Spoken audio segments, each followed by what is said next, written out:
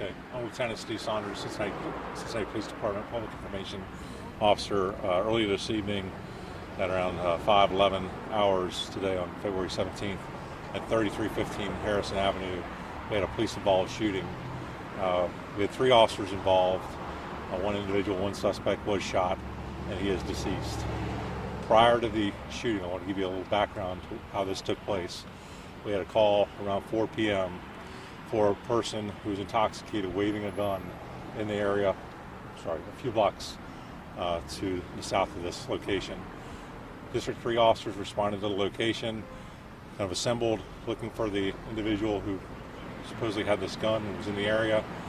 When they got to the area, a short time later, there was an accident close to this area of Harrison and Boudinot. After the officers arrived at the scene of the accident, they determined that possibly the suspect who had left the vehicle just crashed was also the suspect involved waving the gun. The officers confronted the individual a few blocks down from the accident scene. The person initially complied with the officer's request to just really comply with their demands and their orders. And as the interaction went on, the person retrieved a gun from their waistband. The officers perceived that threat. They fired upon the individual, and the shots did take effect. And again, he is deceased at this time. Any further questions? All 3 officers shot? All 3 officers shot. We did have 2 other officers who were also at the scene. They did not shoot. How many shots were fired? I don't know exactly how many shots were fired at this time. When that call first came in, was the suspect waving his gun out the window of his car? I'm not sure if it was outside the window of the car or if he was out on foot. At this time, we're still investigating the situation, trying to determine all the factors, but that's what initially led the officers to the scene, got them to the area. Again, they came to assemble and investigate, and then a short time after the accident occurred, they put that situation, the earlier call with the accident and the suspect, again, they pursued that person, and that's when the interaction took place. That interaction was around 3315 Harrison Avenue. 3 officers, did they arrive all in separate cars, or were 2 of them together? I honestly don't know if they were together or separate. At this point, I'm still working on preliminary information with that as we have it. At this point, what kind of gun was used at all? Or? I'm not sure what type of gun it was. I believe it was a handgun, but I'm not sure what type of caliber or anything like that. Lieutenant, anything about the suspect, like how old? Yes, I'm sorry, yeah. We did, he's a male black, 36 years of age.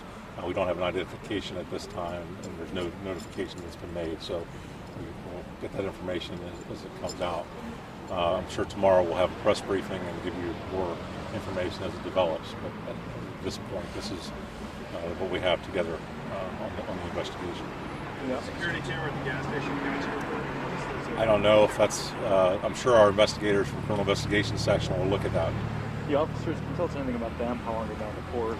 I don't have that information for you at this time. Okay.